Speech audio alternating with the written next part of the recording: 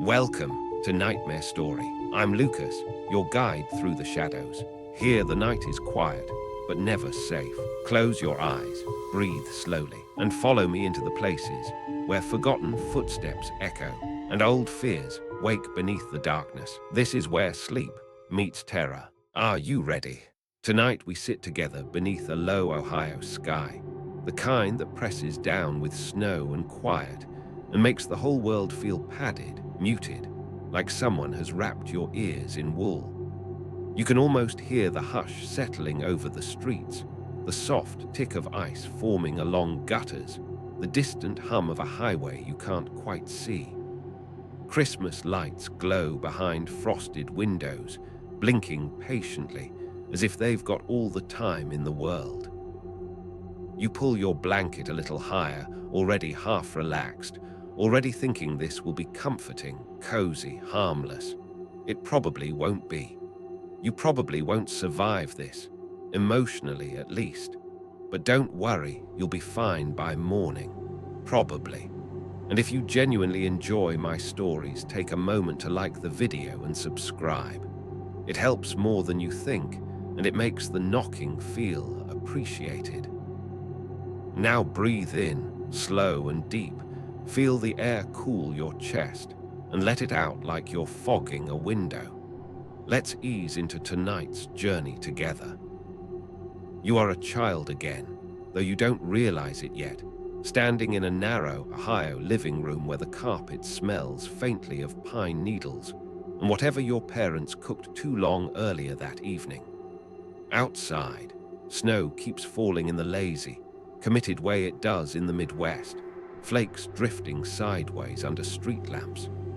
Inside, the house is warm, maybe a little too warm, with that dry winter heat that makes your lips crack.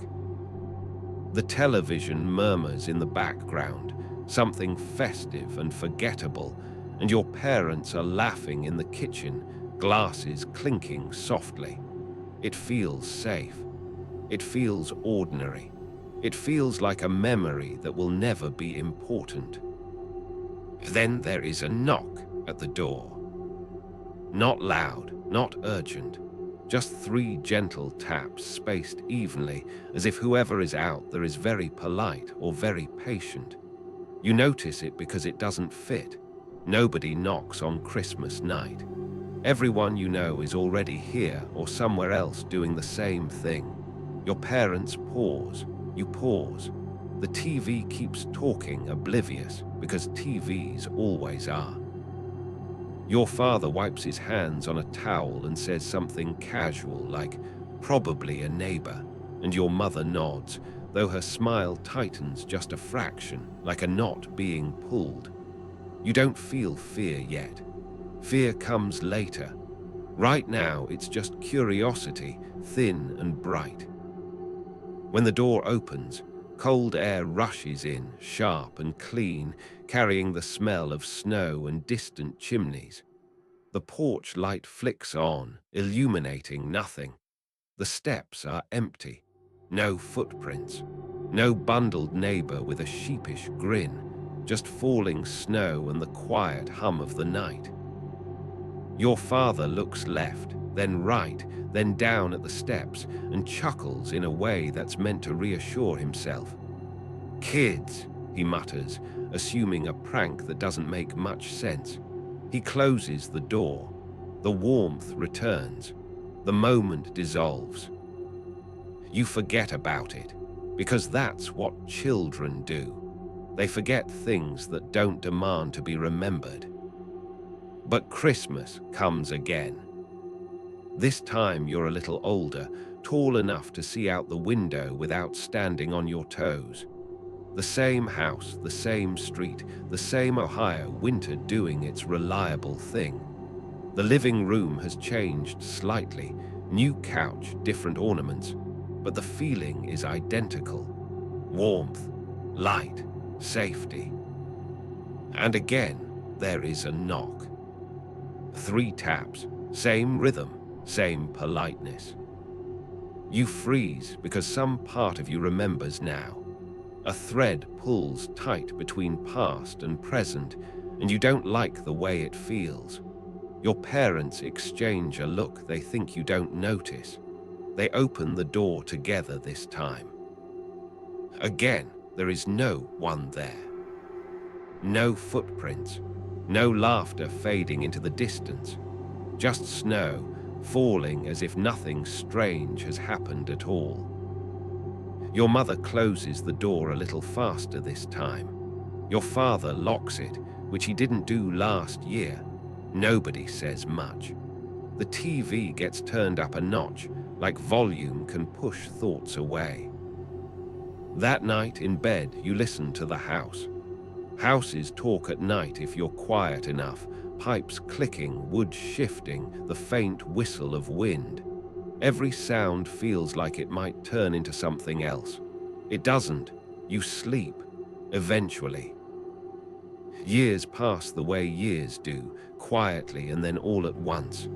You grow. The house grows older. Paint chips. The tree in the front yard gets taller. Higher winters keep arriving, punctual and unapologetic. And every Christmas night, there is a knock. Always 3 taps, always the same spacing, always polite. Sometimes you are home when it happens. Sometimes you hear about it later, your parents mentioning it in hushed, almost joking tones. Happened again, they'll say, rolling their eyes like they're tired of a recurring commercial. Must be the same prankster. But there are never footprints.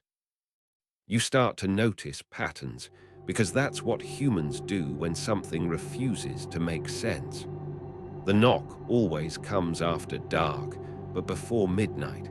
It never comes during dinner, only after the dishes are done. It never happens if the porch light is already on. It never comes twice in one night. You suggest things, motion sensors, cameras, your parents wave it off. It's Christmas. They don't want to turn it into a project. Still, something changes in the house. You can feel it. A subtle tightening, like everyone is holding their breath without realizing it. Conversations stop a little faster when night falls. Curtains get pulled a little more carefully. The door stays locked. One year, your uncle is visiting. He's loud, skeptical, the kind of man who laughs at ghost stories and dares horror movies to do better. When the knock comes, he's the first one on his feet. "Oh, I'm catching this guy," he says, already grabbing his coat. He swings the door open with confidence, stepping out onto the porch in socks and bravado. There is no one there. He looks annoyed more than scared, scanning the yard, the street, the neighboring porches. Snow keeps falling. No footprints appear, even where he is standing now. He comes back, inside, quieter than before. He doesn't take off his coat right away. After that, nobody rushes the door anymore.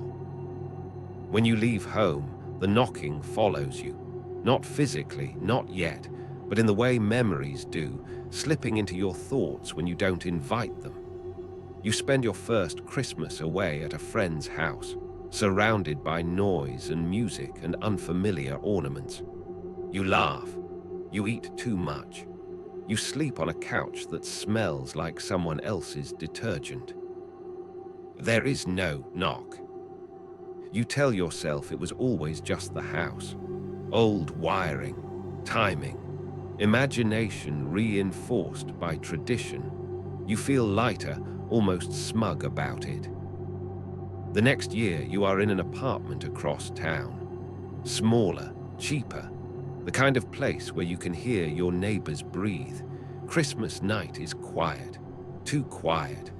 You're alone, scrolling on your phone, half watching snow fall through the window. 3 taps land on your door. Your heart stutters because the sound is wrong for this building. Too measured, too deliberate. You don't open it. You don't even stand up. You sit there, listening, waiting for laughter, for footsteps, for anything that proves this is normal. Nothing happens. When you finally look through the peephole, the hallway is empty. The carpet is undisturbed. No one coughs. No elevator dings. The building holds its breath with you. You tell no one. You sleep with the lights on. You dream of doors opening onto nothing at all. After that, Christmas becomes complicated. You travel. You stay with friends. You work late shifts. You do anything to avoid being home alone on that night. Sometimes the knock comes anyway. Sometimes it does. There's no clear rule you can rely on, and that's the worst part. Years later, when you own a place of your own, a modest house still in Ohio, because somehow you never really leave, you try to be proactive. You install cameras. You set up motion lights. You tell yourself you're being rational. On Christmas night, the knock comes. 3 taps. You check the cameras. Nothing, no movement, no distortion. Just snow and stillness preserved in crisp digital clarity. You open the door, heart hammering, breath fogging in the cold air. The porch is empty. But for the first time, you notice something new. On the top step, right in the center, is a faint impression in the snow. Not a footprint, not a mark you can name, just a shallow depression, as if something stood there briefly, without weight, without shape, and then thought better of it. You close the door very slowly. You don't sleep much that night. And as you lie there, staring at the ceiling, listening to the house whisper to itself, a thought settles in, gentle and persistent, like snow piling up grain by grain. Whatever has been knocking all these years doesn't need to come inside. It just needs you to know it's there. And Christmas, you realize, is very patient. The years keep sliding by, and with them, your confidence erodes in tiny, almost polite increments. You tell yourself you're an adult now, that adults don't let a sound at a door rearrange their nervous system. Adults have insurance and routines and passwords they reuse everywhere. Adults rationalize. So you rationalize.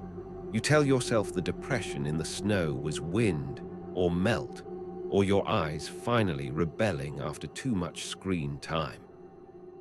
You even joke about it once at work, around a table cluttered with paper plates and leftover cookies.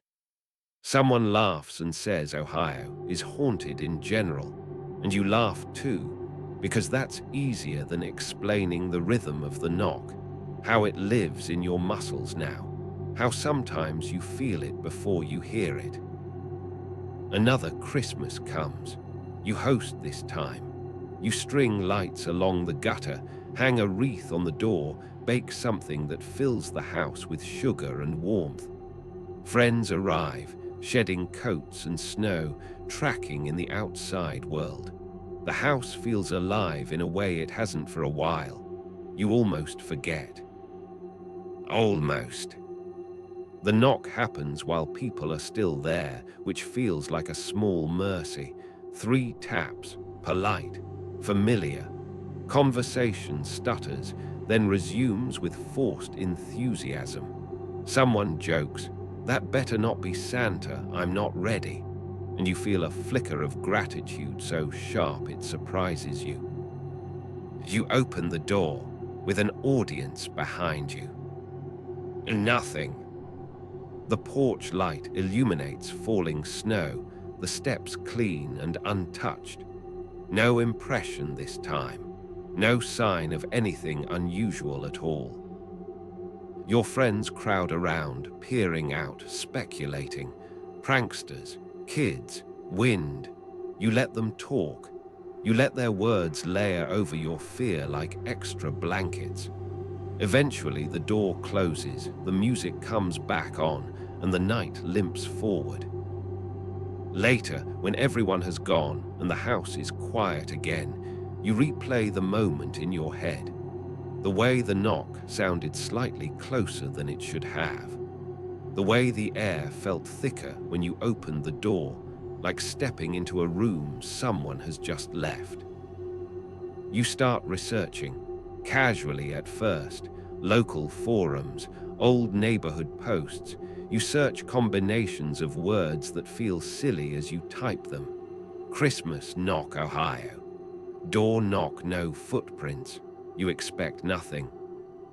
You find too much. Scattered posts years apart from different towns.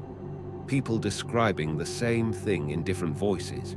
3 knocks, Christmas night, empty porches, no explanation. Most of the posts trail off into jokes or arguments or disbelief. A few end abruptly, accounts abandoned, questions unanswered. You bookmark them anyway.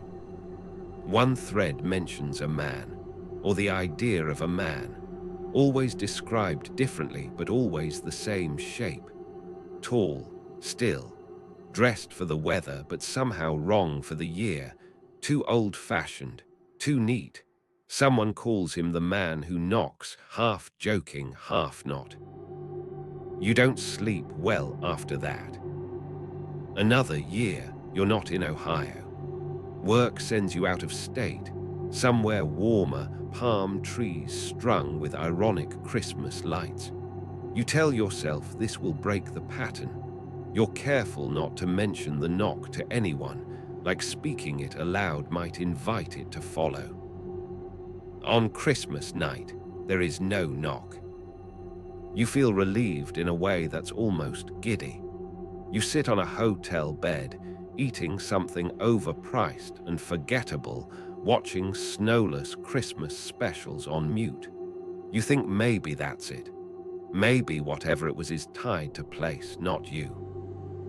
When you return home in January, there is a note slipped under your door. It's from a neighbor you barely know, written in shaky handwriting. Someone knocked on your door Christmas night, it says. Thought you should know. Your chest tightens in a slow, deliberate way, like something testing its grip. You read the note again, hoping it will change. It doesn't. You start to feel watched, not constantly, not dramatically, but in brief, unsettling flashes. A sense of presence that fades when you turn your head. The cameras show nothing. The locks hold. Life continues, stubborn and mundane. Another Christmas approaches. You consider leaving again. You consider staying somewhere crowded, loud, impossible to knock quietly. You consider ignoring the whole thing and proving something to yourself. You stay home. You sit in the living room with the lights low, the tree glowing softly. You don't turn on the TV. You don't play music. You listen. The knock comes earlier than usual. 3 taps. You don't jump this time. You stand slowly, deliberately, like you're moving underwater. You check the cameras.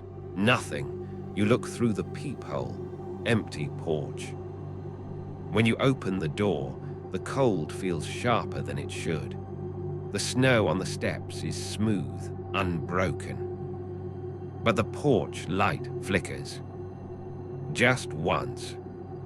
You close the door and lock it, then lock it again, because sometimes ritual feels like control. You back away, heart thudding, and lean against the wall, breathing shallow and fast. You laugh quietly, because if you don't, you might scream. You tell yourself this is still manageable, still unexplained, but manageable. Later that night, you dream of knocking, not hearing it, but doing it. Your hand rises and falls in perfect rhythm against a door you never see. Each knock feels necessary. Each one feels kind. You wake up with your hand curled, knuckles aching. By now, you've started to understand something you don't want to understand. The knock isn't random. It isn't tied to one house or one town or even one state. It's tied to you, to your awareness, to the way you listen. And Christmas keeps coming, patient and inevitable, carrying with it the soft promise of 3 gentle taps. The next December creeps in quietly, the way it always does, disguised as normal days and errands and calendar squares you pretend not to notice. Stores fill with red and green, radios hum with songs you half remember, and everyone around you seems buoyed by a collective agreement to be cheerful. You move through it like someone underwater, aware of the surface but not interested in breaking it. You don't tell people what Christmas night means to you now. You've learned that explaining it drains something essential from the story, like letting air into a sealed jar. It becomes smaller, easier to dismiss. So you keep it to yourself, and it grows. On Christmas Eve, you barely sleep. Not because you're afraid in the sharp, cinematic sense, but because your body refuses to fully power down. Every creak of the house pulls you halfway back to consciousness. Every passing car sounds like it might stop. By morning, you're exhausted, jittery, and vaguely annoyed at yourself for caring this much about a sound. You make coffee that tastes burnt and strong, like punishment. You tell yourself that tonight you'll be brave, or at least practical. You'll document everything. You'll stay calm. You'll finally get answers. Night falls early, as it does in Ohio winters. The sky turns that particular shade of blue-black that feels unfinished, like the day forgot to clean up after itself. Snow starts just after dusk, light at first, then steadier, softening edges and swallowing sound. The world outside your windows becomes a snow globe someone has shaken gently and then forgotten. You set up your phone on the table, recording, because that feels like a talisman. You turn on every light in the house, because you can. You sit where you can see the door without staring at it directly, because staring feels like an invitation. Time stretches. Your breathing slows despite yourself. There's something almost meditative about waiting, about knowing exactly what you're waiting for. You think of all the Christmases that came before, of how many times that knock arrived whether you were ready or not. You think of the forums, the half-stories, the people who stopped replying. 3 taps land on the door. They sound closer than ever, not louder, just nearer, like the sound didn't travel far before reaching you. Your heart responds instantly, a hard, solid thud that echoes in your ears. You don't jump, you don't swear. You just stand slowly and feel your legs complain. You glance at your phone. It's recording. A small red dot blinks patiently, doing its job without emotion. You check the cameras on the wall-mounted screen. The porch appears exactly as it should. Snow falling, light glowing, steps smooth and untouched. No movement, no distortion. You open the door. Cold air rolls in, biting and clean. Snowflakes drift past the threshold, dissolving as they touch the warm floor. The porch is empty. But this time, you don't close the door right away. You stand there, framed by light, breathing in winter. You let the moment stretch. You step forward, just onto the threshold, feeling the cold seep through your socks. The snow on the top step is perfect, unbroken. "Hello," you say, and your voice sounds absurdly loud in the quiet. Nothing answers. You step fully onto the porch. The boards creak softly under your weight. Still no footprints. Still no sign that anyone was ever there. You crouch, examining the snow with a focus that borders on reverence. That's when you see it. Not a mark, not a print, but an absence. A place where snow seems thinner, as if something displaced it without touching it. Your phone vibrates in your pocket, startling you so badly you almost fall. A notification. The camera app has stopped recording. You rush back inside, slam the door and lock it, hands shaking now despite your efforts. You check your phone. The video file is corrupted, unplayable. The timestamp jumps from before the knock to several minutes after. You sit on the floor, back against the door, laughing softly because what else is there to do? You tell yourself this is still explainable. Technology fails. Snow behaves strangely. Fear fills in gaps. But later, when you replay the audio, one thing that did save, you hear something you didn't notice in the moment. After the third knock, before you open the door, there is another sound. Faint, close. A breath. Not yours. The next day, you drive to your parents' old house. They moved years ago, downsized, chased warmer winters. The house is empty now, listed for sale, its rooms stripped of life and sound. You let yourself in with a code the realtor gave you, heart pounding with a familiar dread. The living room is smaller than you remember. The carpet has been replaced. The walls are bare, but the door is the same. You stand in front of it, hand hovering inches from the wood.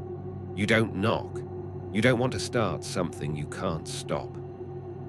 In the quiet, you notice faint scratches near the handle. Old, almost polished smooth. You run your fingers over them and feel a chill that has nothing to do with the temperature. You leave without looking back. That night, back in your own house, you dream again. This time you see him. He stands on a porch that isn't yours and somehow is, tall and straight, wearing a coat that looks too thin for the cold and too old for the year.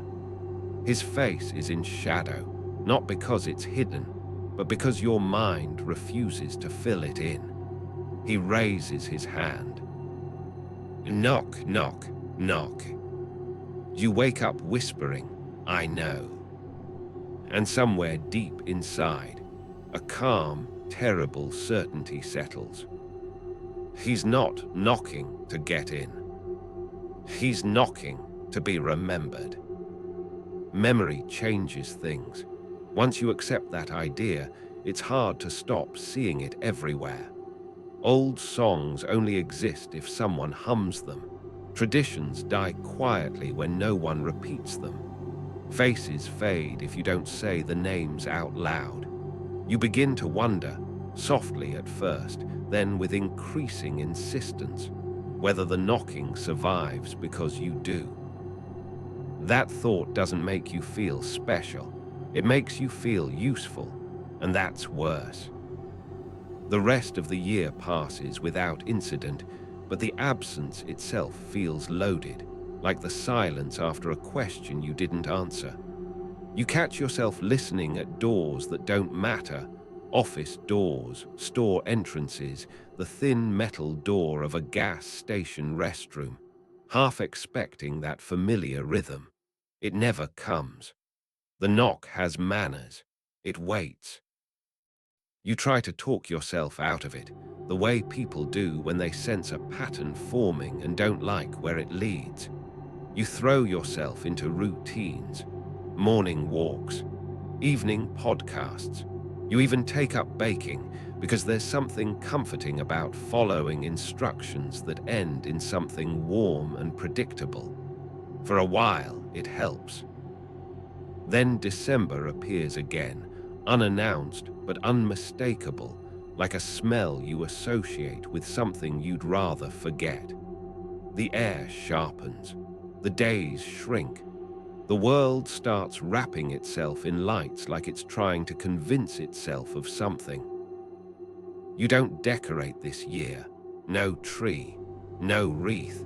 You tell yourself it's minimalist, modern. You leave the porch light off deliberately, an experiment you pretend is casual. You want to see if rules still apply when you refuse to play along.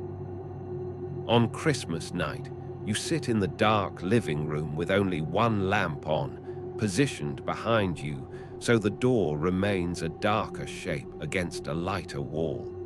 It feels strategic. It feels silly. It feels necessary. You don't check the time anymore. You know when it's coming. Your body always knows. 3 taps. They sound exactly the same as they always have. No escalation, no anger, just patience. You don't move. The knock doesn't repeat. It never does.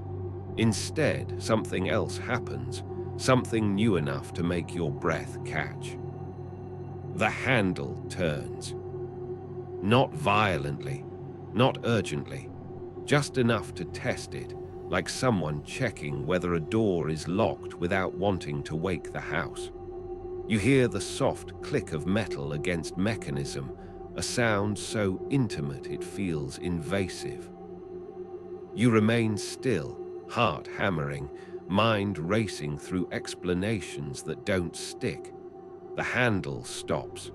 There's a pause, long enough for you to start wondering if you imagined it. Then 3 more taps. Same rhythm, same spacing. You stand now, moving on instinct rather than courage. You approach the door slowly, each step deliberate, as if you're afraid sudden movement might startle whatever is on the other side. Your hand hovers over the lock. You don't open the door. You speak instead, your voice low and steady in a way that surprises you. I remember you. The words hang in the air, fragile and final. For a moment, nothing happens. Then the cold seeps in through the edges of the door, a subtle pressure change you feel more than see. You swear you hear fabric shift, a weight redistributing itself on the porch. A voice answers. It's quiet, not whispering exactly, but restrained, like it doesn't want to intrude. It sounds wrong in a way that's hard to articulate. Too calm, too flat, like a recording played at the wrong speed. Thank you, it says. You stagger back, legs weak, breath coming too fast. The voice doesn't speak again. The presence, because that's what it feels like, not a person so much as an arrangement of intention, lingers just long enough for the meaning to sink in. Then it's gone. You don't sleep that night. You sit in the living room until dawn thins the darkness, replaying the sound of the voice over and over until it loses clarity and becomes just another memory. When morning comes, the porch is empty. The snow is smooth. The cameras show nothing. You don't tell anyone what happened. Some things don't want witnesses. From then on, the knock changes. It still comes on Christmas, but it's softer now, almost ceremonial. You don't open the door, you don't need to. Sometimes you answer. Sometimes you just sit and listen. You start to notice something else too. The forums grow quieter. Old posts disappear. Accounts go dormant, stories stop circulating. 1 year, out of curiosity you pretend isn't dread. You don't respond at all. You let the knock pass unanswered, like a phone ringing out in an empty room. The next day you find a newspaper article online, a brief one, local interest. Someone a few towns over was found standing on their porch in the snow, no signs of struggle, no clear cause. It happened on Christmas night.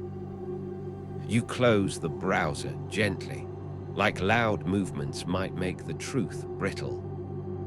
Understanding settles in slowly, like frost creeping across glass. The knock isn't just a habit, it's a handoff, a reminder passed from listener to listener, sustained by acknowledgement. As long as someone remembers, someone else is spared. That's the bargain, unspoken, unfair, effective. And so you remember. Christmas after Christmas, you sit quietly, lights low, listening for the sound that has shaped your life. When it comes, you acknowledge it. You let it know it's still held in mind, still allowed to exist in that narrow space between doors. Outside, snow keeps falling. Inside, you breathe slowly, deeply, and wait for morning. Some traditions aren't meant to be broken. They're meant to be carried. The idea of carrying it settles into you the way long habits do, without ceremony, without asking permission. It becomes part of your internal calendar, wedged between things like remembering to change batteries in the smoke detector and pretending you'll finally organize the garage. Ordinary, manageable, heavy in a way you stop commenting on. Life doesn't pause for haunted traditions. You keep working. You attend birthdays. You make small talk in grocery store lines while holiday music loops overhead, tinny and relentless. Sometimes you catch yourself smiling at the irony of it all, how the world sings about joy and peace while you're privately maintaining a quiet, one-person watch schedule against something ancient and absurdly polite. It's almost funny, in the way things are funny when you don't look at them too closely. There's your second light joke for the night, by the way. Humor still works, even here, especially here. As December approaches again, you don't dread it the way you once did. Dread has edges. This feels smoother, worn down by repetition. You prepare the way you always do now. Minimal lights, curtains drawn, porch light off. Camera systems checked, not because they'll show anything, but because ritual likes redundancy. You make tea instead of coffee, something herbal and faint, because caffeine feels rude tonight. When the knock comes, you're ready. 3 taps. They sound softer than they did years ago, like the knuckles have learned restraint. Or maybe you have. You don't stand. You don't rush. You inhale slowly, then exhale, long and even. You speak toward the door, voice calm, almost fond. I remember. The cold brushes the door again, gentle as breath on glass. No handle this time. No testing. Just acknowledgement, received and accepted. You sit there for a while afterward, listening to the quiet return. Snow absorbs sound like a promise. The house settles around you, wood contracting, pipes murmuring. Everything resumes its nighttime language. You realize with mild surprise that your hands aren't shaking anymore. Later, much later, you lie in bed, eyes closed, letting images drift in and out. Porches lit by yellow bulbs, snow falling endlessly. A tall shape standing patiently, not angry, not cruel, just waiting. There's no face in your mind anymore. Faces complicate things. This feels cleaner without one. You think about the people who came before you, the ones who heard the knock and laughed it off, the ones who panicked, the ones who never spoke about it at all. You wonder how many Christmases the sound has survived, hopping from awareness to awareness like a careful flame. You wonder who held it during wars, during blackouts, during years when Christmas felt like an afterthought. Sleep starts to pull at you, slow and heavy. The thought that comes just before you drift off is quieter than the others, almost kind. This isn't a curse. It's a vigil. And like all vigils, it only works if someone stays awake. Time smooths the edges of everything, even this, especially this. What once felt sharp and urgent now settles into a low, steady presence, like the hum of a refrigerator you only notice when it stops. You wake on Christmas morning without the old spike of adrenaline. There's no countdown ticking in your chest, just awareness, calm and alert, the way a lighthouse must feel, still, constant, useful. You move through the day deliberately. You cook something simple. You answer a few messages. You avoid the word tonight the way some people avoid saying a storm's name out loud. Outside, Ohio does what it always does this time of year. The sky stays pale and undecided. Snow drifts in fits and starts, never committing, always threatening. As evening settles in, you dim the lights without thinking about it. Habit now. The house responds the way it always has, wrapping itself around you, familiar and quiet. You sit in the same chair, the one that creaks just enough to remind you you're still here, still awake. The knock doesn't come immediately. That's new. You notice the delay because your body expects it, the way you expect a chorus after a verse. The silence stretches, long enough to make you wonder if something has changed, if the rules have shifted again while you weren't looking. You don't panic, you just listen. When it finally arrives, it's almost tender. 3 taps, soft, measured, close. You don't speak right away. You let the moment exist without rushing to define it. The air feels thicker near the door, cooler, as if winter itself is leaning in to listen. You imagine, without fear, without fascination, a tall figure standing just beyond the threshold, hands folded, posture impeccable, waiting not for permission, but for acknowledgement. "I remember," you say eventually, voice barely above a breath. The cold recedes, the pressure lifts. Whatever was there accepts your answer and moves on, satisfied for another year. You don't imagine footsteps. You don't need to. The absence says enough. Afterward, you sit for a long time, letting the quiet reclaim its space. You think about how strange it is that this is your life now, not ruined, not derailed, just redirected. You still laugh at bad jokes. You still forget passwords. You still burn toast occasionally. The knock didn't take those things. It just added one more responsibility to the pile, one more thing to tend. You begin to understand why it chose you, not because you're brave, not because you're special, but because you listen. Because when something strange brushed up against your life, you didn't immediately look away. You stayed curious. You stayed present. That matters. Somewhere, someone sleeps peacefully on Christmas night, unaware of how close they came to being the next name in a forgotten forum thread. Somewhere else, a porch remains empty, untouched by snow or shadow, because you answered when it mattered. You don't feel pride about that. Pride would be loud.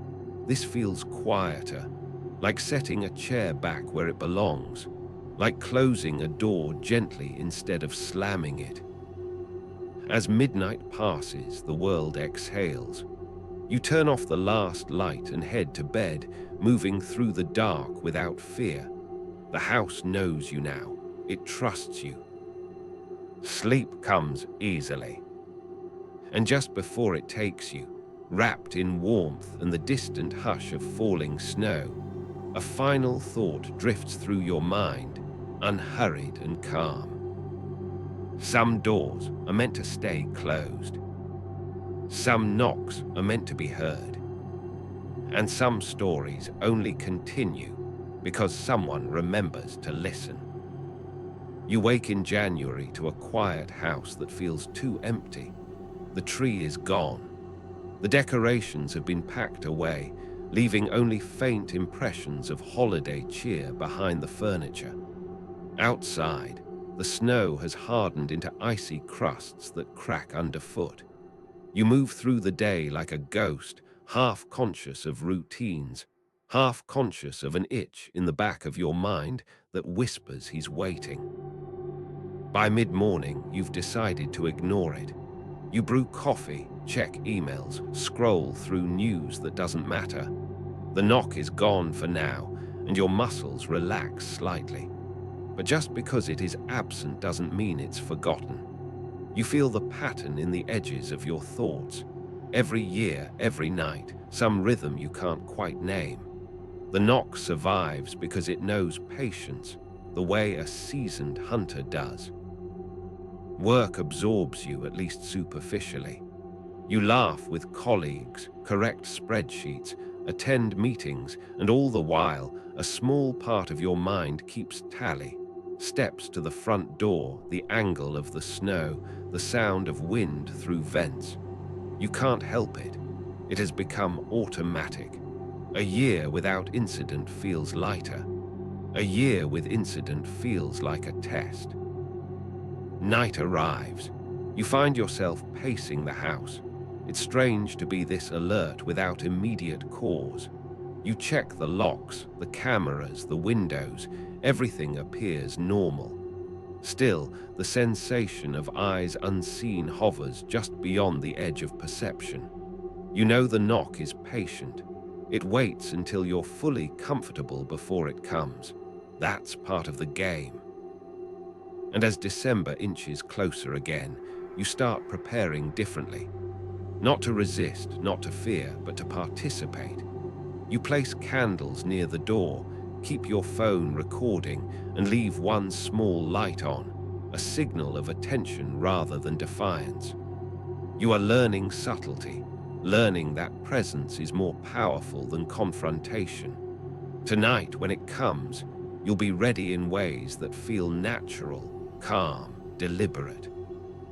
3 taps arrive as predicted, but this time the air shifts immediately. You don't hear them so much as feel them, a gentle pulse against the threshold of perception. You remain seated, steady, letting it register. It's a small act of respect, and for the first time, it feels mutual.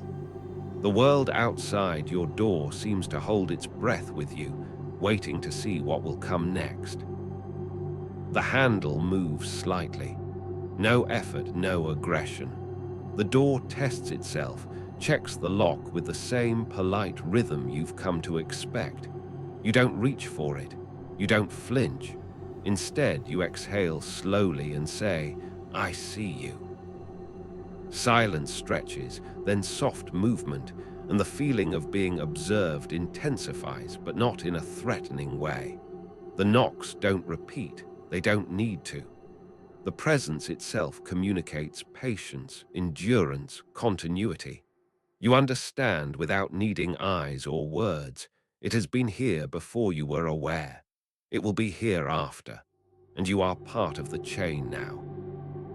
You rise eventually, stepping toward the door in deliberate calm. The snow underfoot resists, crunching gently. You stand on the threshold, gaze fixed just beyond the frame of the door, waiting. Nothing appears, nothing moves visibly. And yet the air carries a weight you recognize immediately. This isn't physical, it's acknowledgement, understanding. connection. You close the door slowly, locking it with care. The snow is undisturbed. The house resumes its quiet hum. And for the first time, you don't feel dread. You feel honor. You have participated silently in a tradition that stretches beyond personal memory, beyond immediate comprehension. You are aware, and that awareness is enough to sustain it.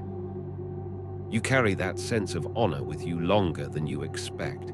It doesn't fade with the snow or dissolve when spring eventually limps into Ohio like it's doing you a favor. Instead, it settles into your posture, the way you stand a little straighter without realizing why, the way you listen a little harder when rooms fall quiet. Vigil does that. It rewires attention. Life, predictably, keeps going. Months pass. The world fills with noise again. Lawn mowers, cicadas, distant fireworks that rattle windows in the sticky heat of July. Summer feels almost indulgent now, bright and careless. Doors stay open. Porches are just porches again. For a while, you allow yourself to believe the knocking belongs to winter alone. You're wrong, but not in the way you expect. It doesn't knock out of season.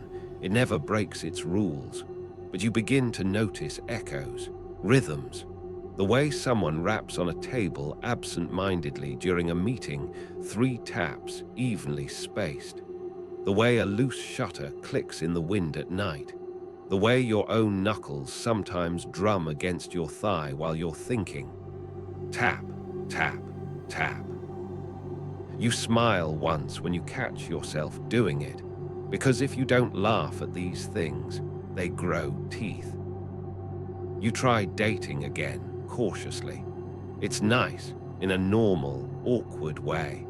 Conversations about movies and favorite foods and why Ohio weather feels personally vindictive. You don't mention the knock. You don't mention Christmas nights spent listening instead of celebrating. Some things don't fit neatly into first or second dates. One evening, much later, you're sitting on a couch that isn't yours, lights low, the soft glow of a TV flickering across walls.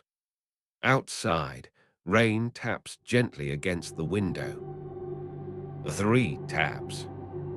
Your breath catches before your mind can intervene. Your date doesn't notice, at first. Then you realize the sound is coming from the rain gutter, loose in one spot, moving with the wind. You exhale long and slow and make a joke about haunted plumbing. They laugh. You laugh too, a little too hard, and excuse yourself to the bathroom just to steady your hands. You're learning something important. Vigilance doesn't mean panic. It means discernment. Knowing which sounds matter and which don't. Knowing when to listen deeper and when to let noise be noise. As autumn returns, you feel the shift early. The air changes texture. Nights come faster. Stores start sneaking holiday decorations onto end caps like guilty secrets. Your body reacts before your calendar does, a low hum of awareness tuning itself back up. You prepare without thinking of it as preparation. You fix the porch light even though you won't use it. You replace the lock batteries. You test cameras that still won't show anything meaningful. Ritual layered over ritual, each one reinforcing the shape of the night to come. This year, something else happens. You start to dream of other doors. Not yours, not your childhood home, doors you've never seen before. A farmhouse porch with peeling paint. A narrow apartment hallway with flickering fluorescent lights. A mobile home at the edge of town, steps sagging under old snow. In each dream, you are not inside. You are outside. You stand in the cold, coat thin, hands bare, lifting your arm. Knock. Knock, knock. The dreams don't frighten you. They leave you thoughtful, heavy in the chest when you wake. You begin to understand the cost of remembering. Awareness isn't passive. It changes the direction of things. It moves weight from one place to another. December arrives fully now, unapologetic. Snow returns with confidence. Streets quiet. The world narrows. On Christmas night, you don't sit in the living room. You sit near the door. Not facing it, beside it, close enough to feel the temperature change, to sense the space beyond the wood without staring it down. The lights are low. Your breathing is slow. You are ready in a way that feels deeper than readiness. The knock comes. 3 taps. You don't answer immediately. You wait, counting heartbeats, not out of hesitation, but out of respect. Then you speak, softly, clearly. I remember. Something shifts, not just outside, but inside you. A gentle release, like setting something heavy down after carrying it too long. The cold brushes the door, lingers, then fades. But this time, before it goes, you feel something else. Gratitude. It's subtle, almost embarrassing in its gentleness. Not spoken, not dramatic, just a quiet acknowledgement that you are doing this correctly, that you are holding the line. Later, lying in bed, sleep creeping in, you realize a truth that settles without resistance. You are no longer just a witness. You are part of the mechanism. And mechanisms, once engaged, don't stop on their own. You wake on December 26th to a calm that feels unusually deep. The house breathes around you, settling into silence after the brief, polite chaos of the previous night. Snow has accumulated on the roof, creating those soft, rolling curves that catch early sunlight. Even the neighborhood seems slower, quieter, as if it, too, is pausing after the ritual. You move through your morning deliberately, aware of every footfall on the floorboards, every click of the faucet, every soft gust of wind brushing the windows. The knock is gone for now, and that absence itself feels weighty, as though the rhythm is folded neatly away, waiting.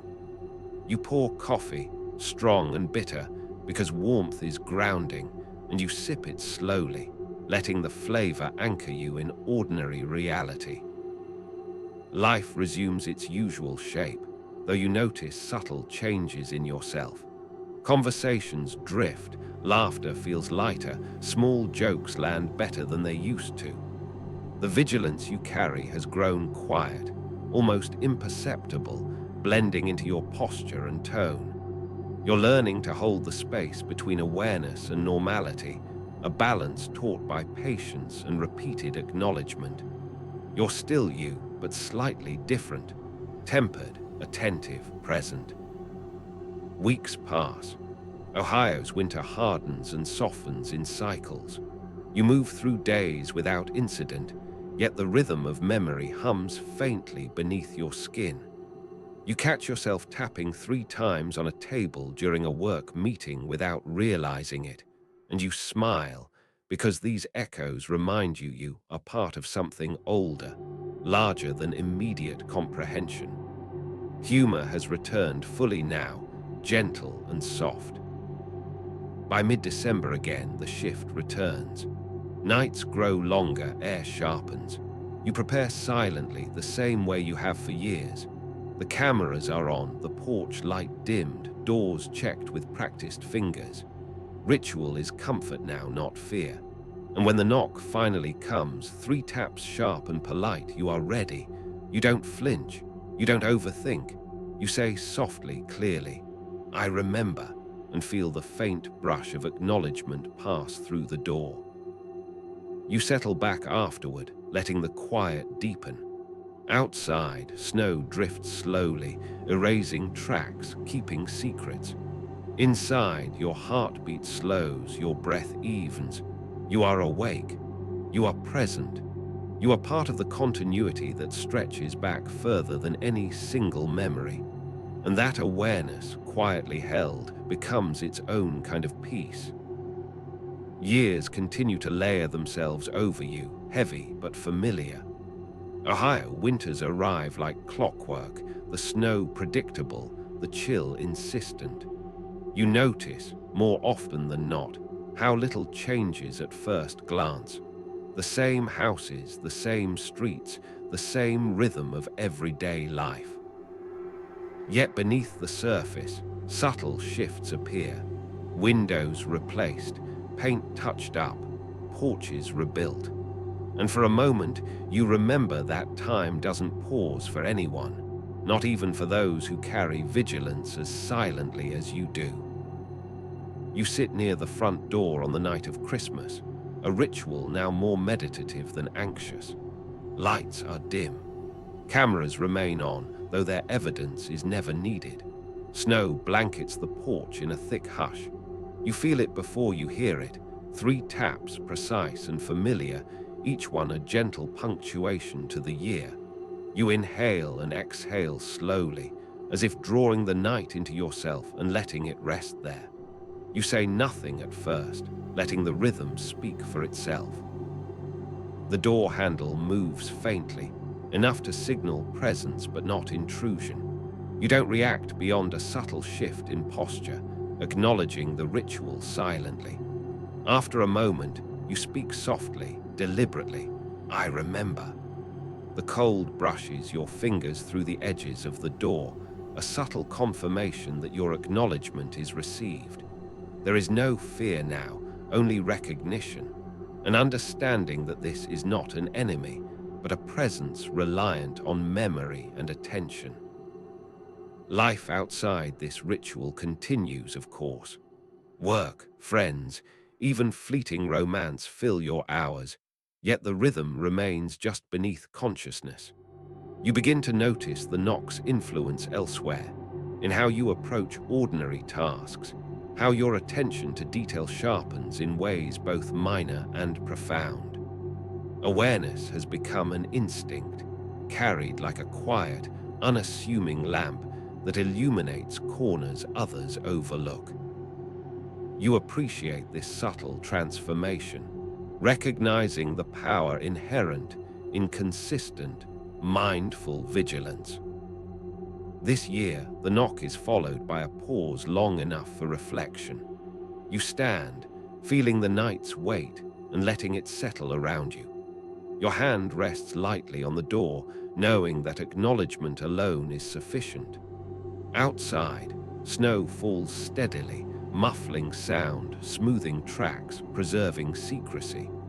Inside, you breathe, slow and even, and the house whispers its familiarity back at you.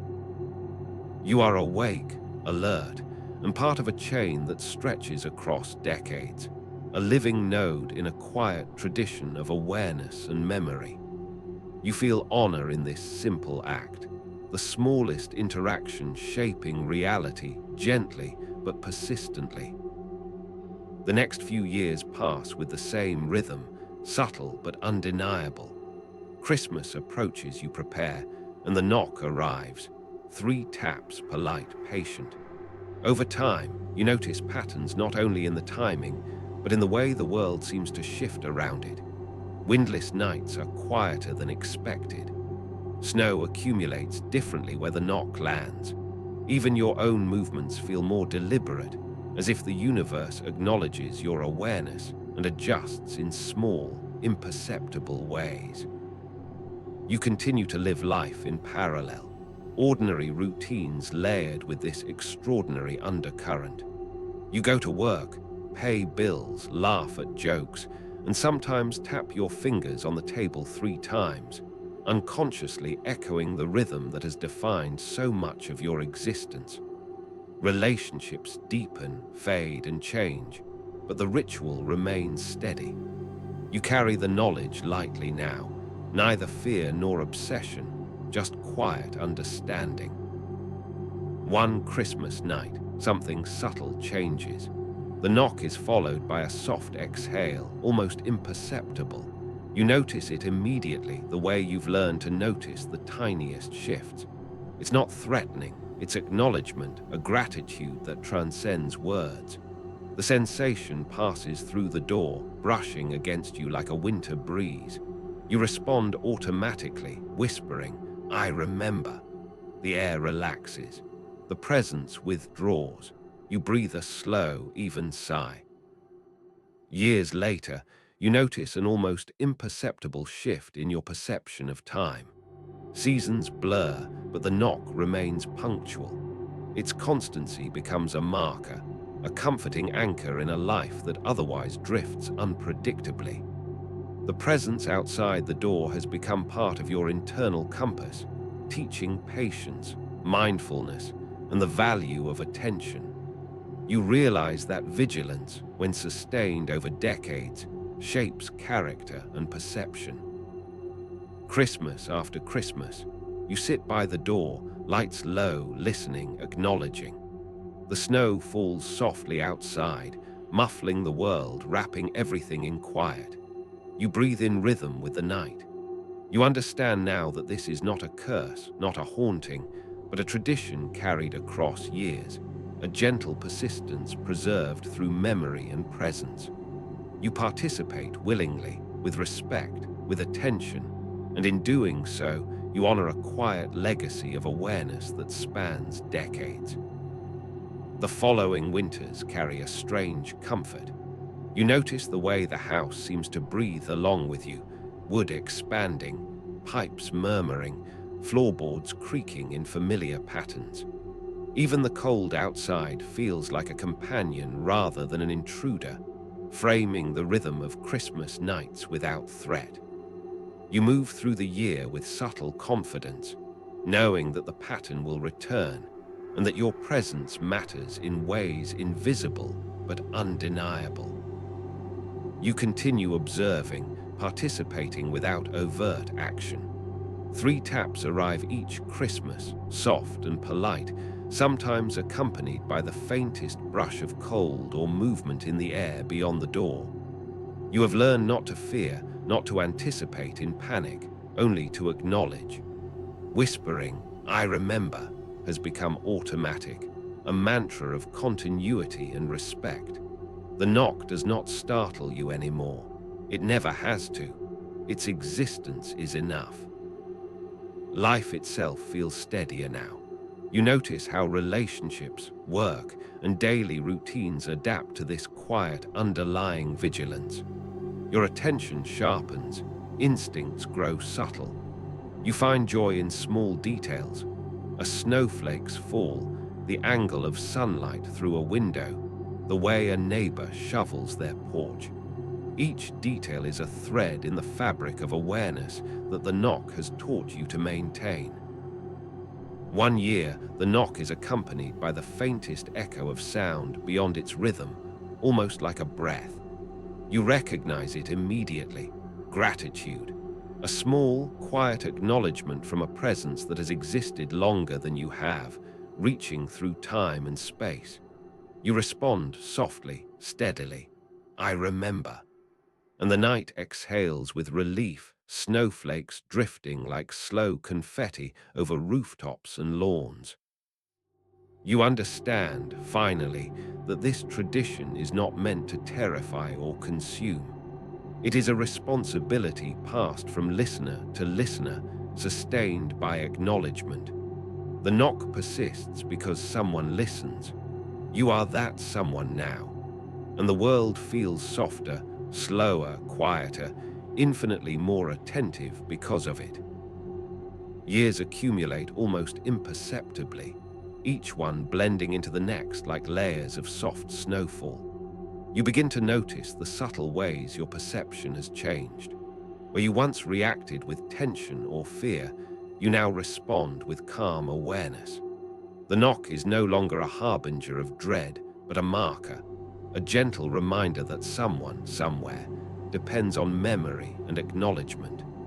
You've become part of that chain, and it shapes you in ways you can feel but cannot fully explain.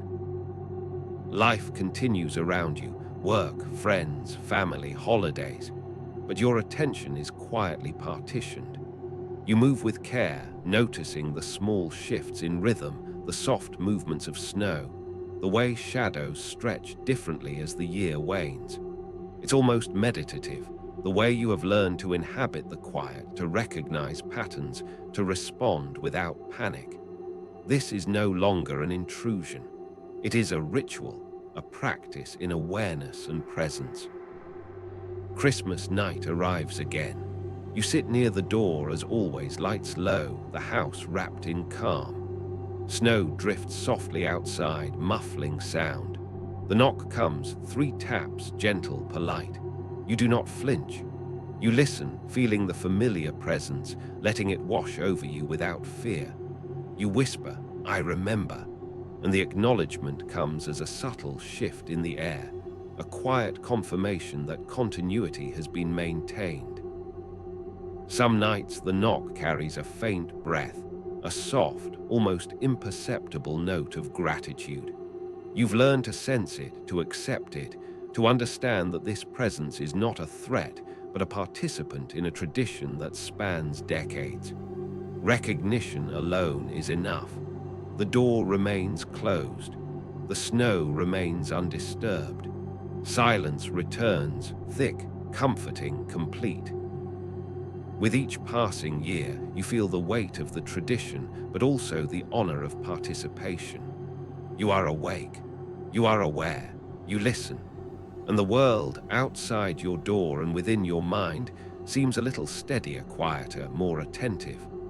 In these small acts of mindfulness, the knock persists, time stretches kindly, and the rhythm of acknowledgement continues, patient, eternal, unbroken. The years stretch on, each one almost indistinguishable from the last, except for the snow and the knock. You move through life with an ease that surprises even you. You no longer check the cameras obsessively. You no longer pace the halls in anticipation. Vigilance has become a quiet companion, a rhythm woven into the fabric of your daily existence.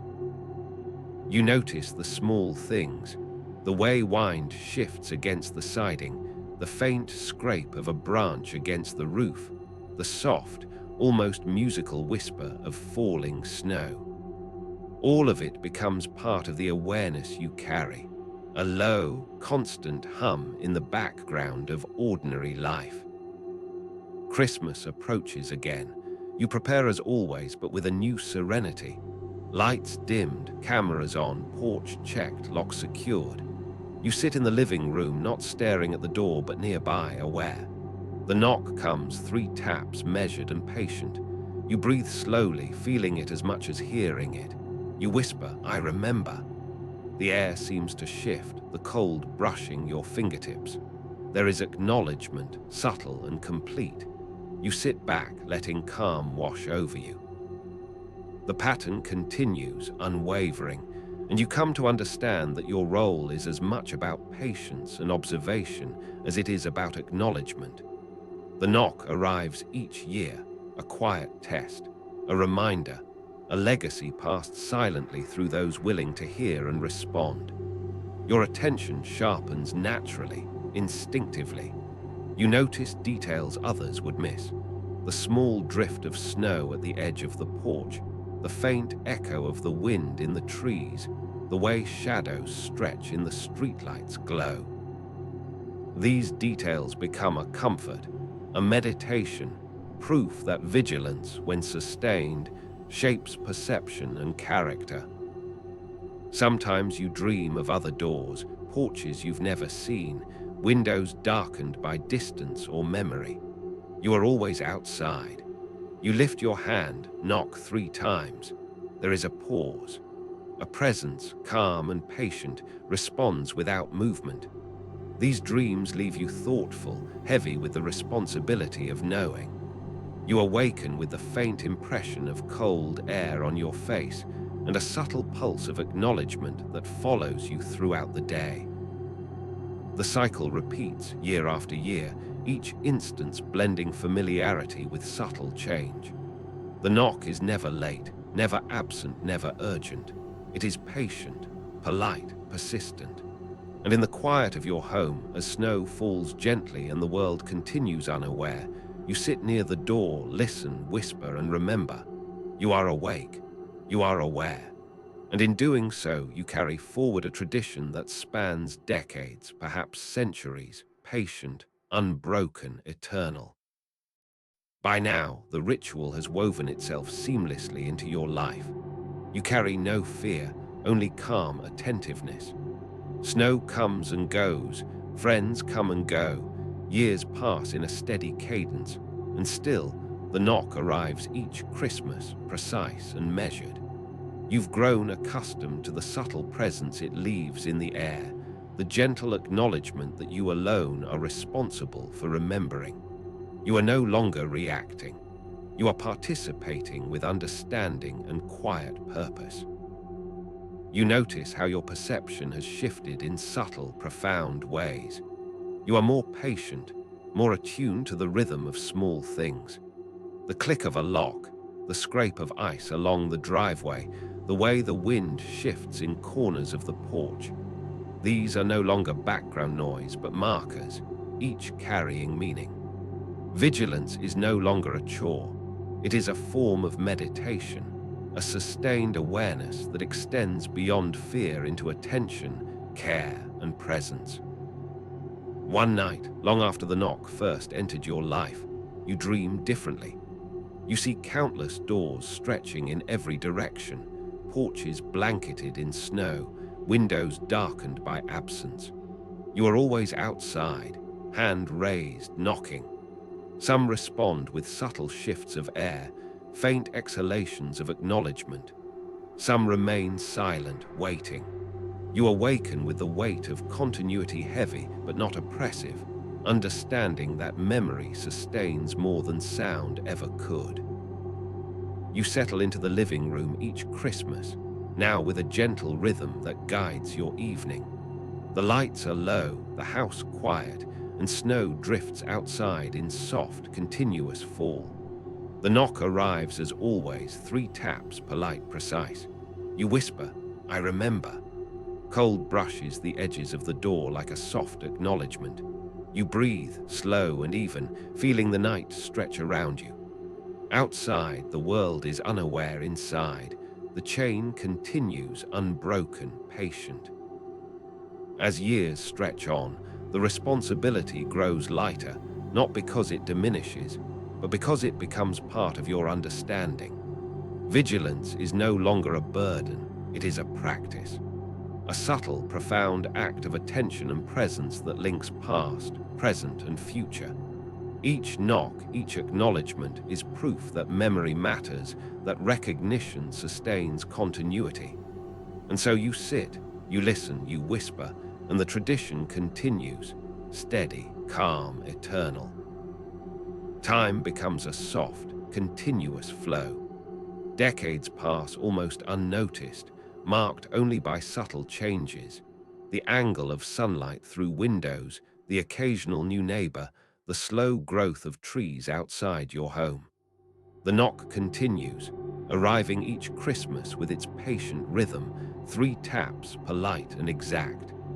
You no longer track it obsessively, no longer fear it, only accept it as part of your life, a quiet pulse beneath the ordinary noise of existence. You notice how it has reshaped you. Your awareness is sharper, more deliberate. You observe details others ignore, the slight sway of a tree branch in wind, the faint crunch of snow settling on a distant porch, the soft hum of the house settling into winter silence. Vigilance has become instinctive, a meditative rhythm woven into your daily life. You move with a calm patience, your mind attuned to subtle shifts in the environment, carrying forward the quiet tradition without effort. Some nights, the knock is accompanied by the faintest brush of acknowledgement, a subtle exhalation that seems to ripple through the air. You whisper, "I remember," and the presence eases away, leaving snow untouched, silence restored. You sense the continuity, the unbroken chain of listeners and responders spanning decades, perhaps centuries. You understand that memory alone preserves it, that awareness is the key. Dreams still visit you occasionally, showing countless doors, porches, and windows you've never seen. You stand outside them all, lifting your hand to knock, waiting, acknowledging. Some respond, some remain silent. These dreams reinforce the truth you have lived. The knock endures because someone listens, someone remembers, someone participates. Each Christmas night, as snow falls quietly and the world continues unaware, you sit near the door. You breathe slowly. You whisper. You remember.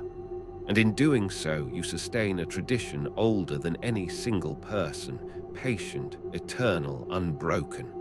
You are awake. You are aware. And the world, outside and within, feels steadier for it. Years pass, blending seamlessly, almost unnoticed. You move through life with quiet assurance, aware but unhurried. The knock continues each Christmas, 3 measured taps, precise and patient, never failing. You don't flinch. You don't fret. You sit near the door, breathing slowly, listening, allowing its rhythm to settle around you like an old, familiar melody. Its presence is no longer a threat.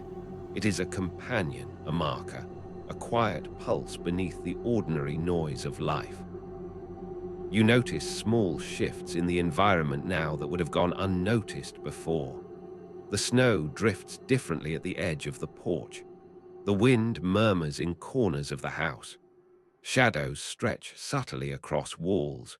These details are not frightening. They are comforting. They are proof that vigilance, awareness, and acknowledgement matter.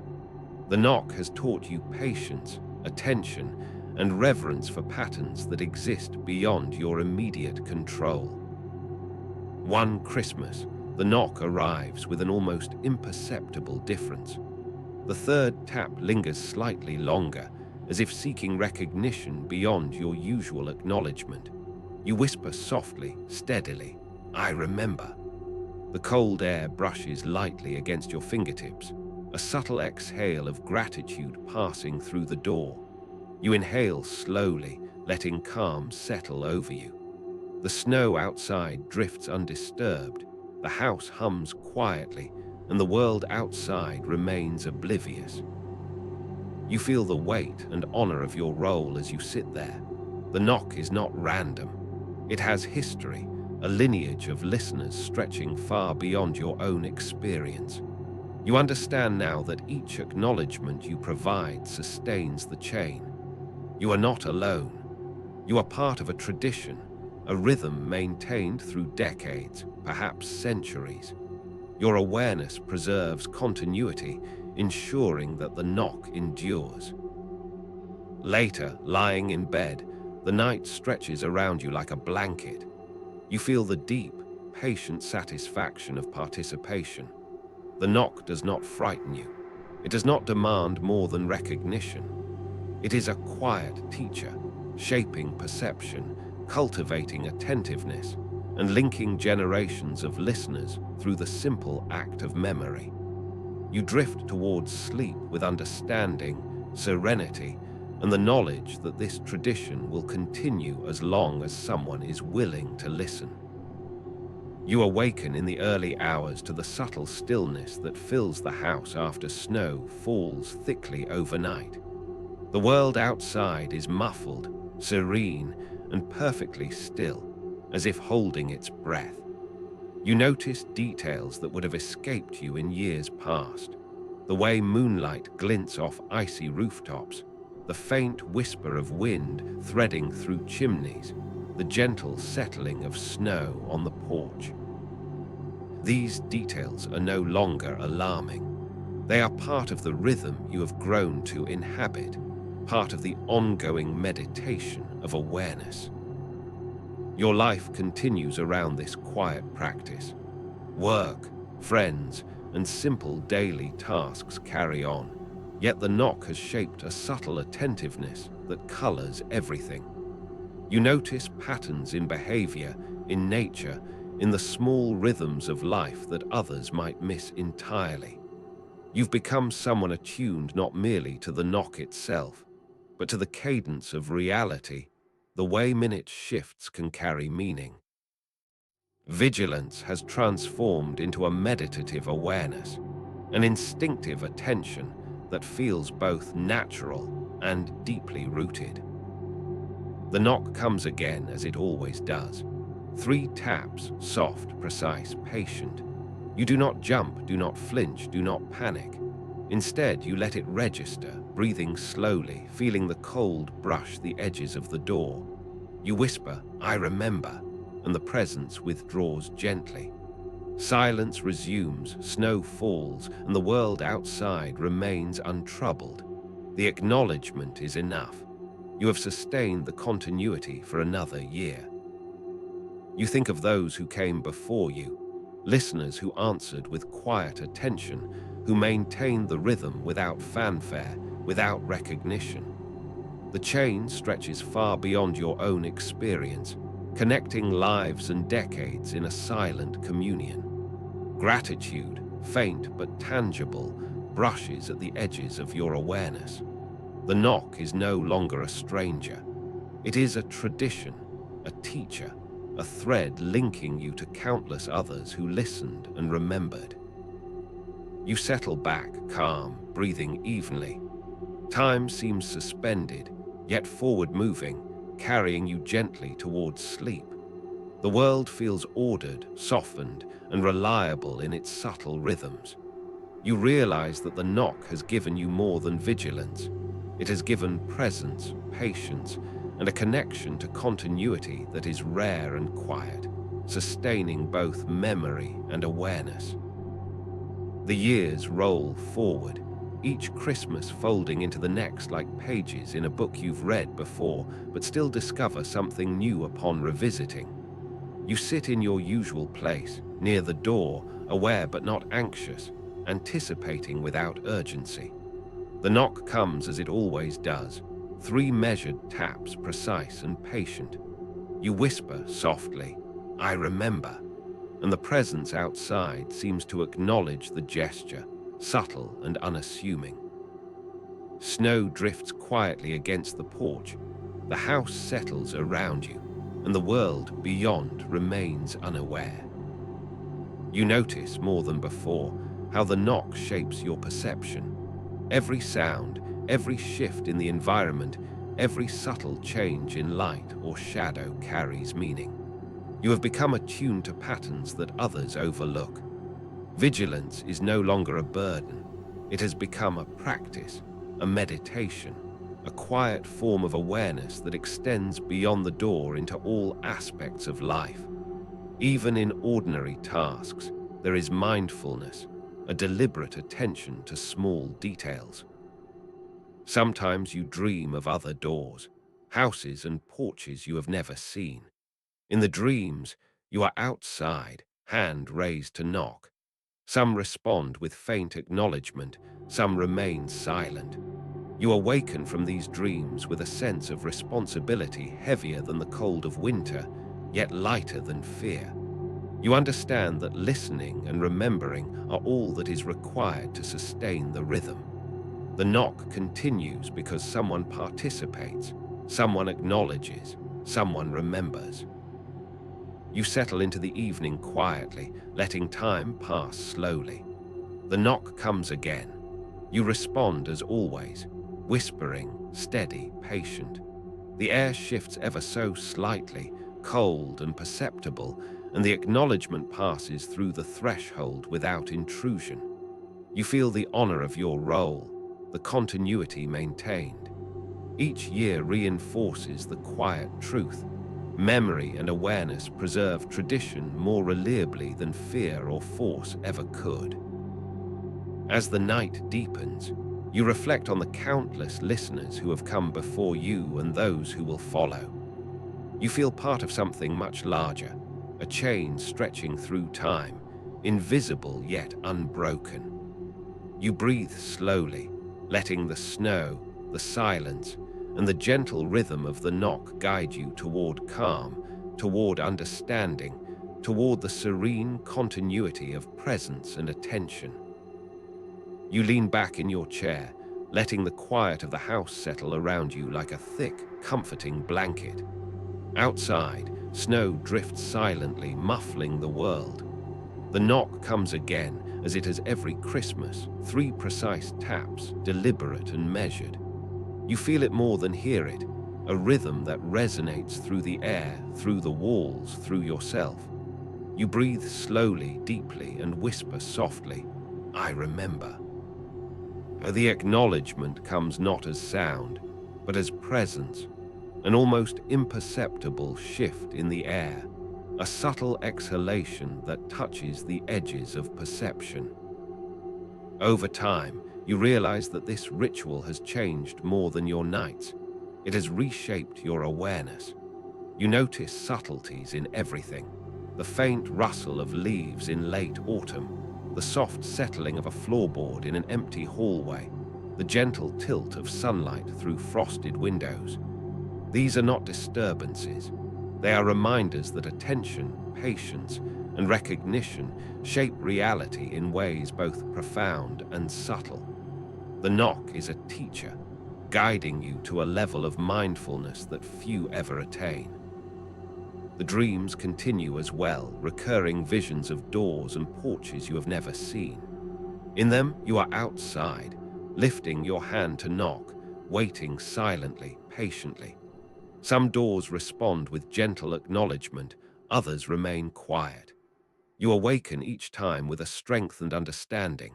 The knock endures because someone listens, because memory matters, because attention preserves continuity. The chain is long, stretching back through decades, perhaps centuries, each listener adding a quiet, unspoken link. Each Christmas night, the process is the same, yet never monotonous. You sit near the door, low lights casting shadows, snow muffling the world outside, listening. 3 taps arrive, you whisper, "I remember," and the acknowledgement passes through.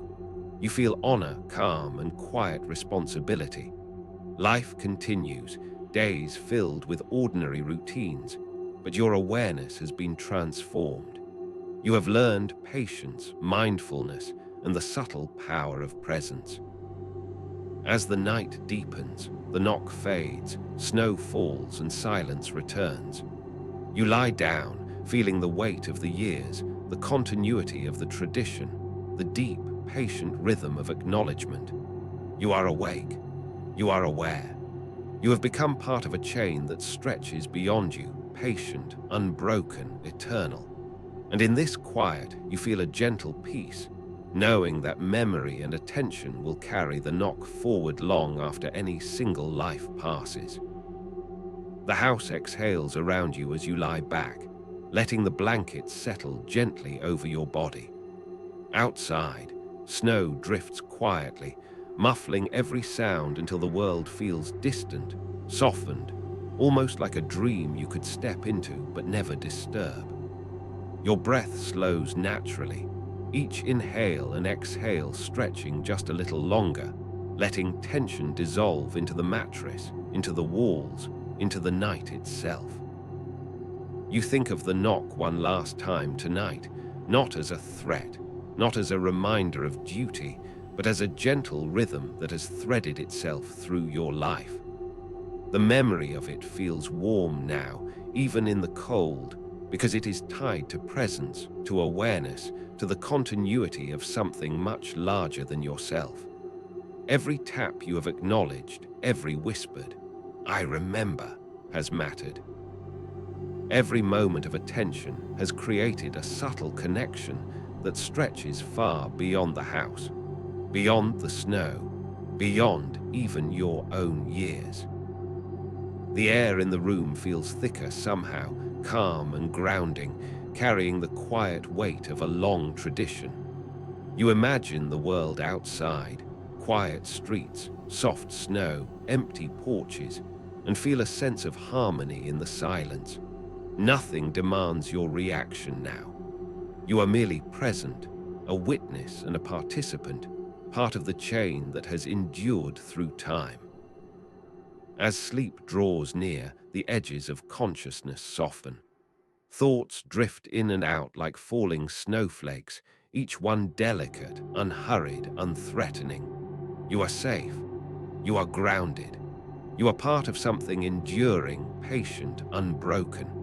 And slowly, gently, your mind and body give themselves over to rest, leaving only awareness of the quiet, the snow, and the soft, patient rhythm that continues beyond the door. And with that, the world fades to gentle darkness,